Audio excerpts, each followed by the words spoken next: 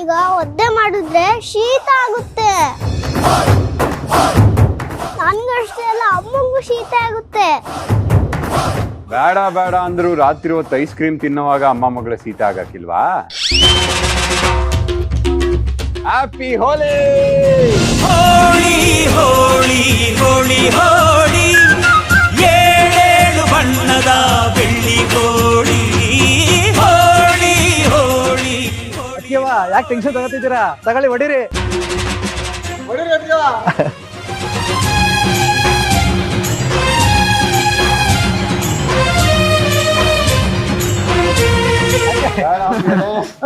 ಹಾಕಿ ಬೇಡ ಬೇಡ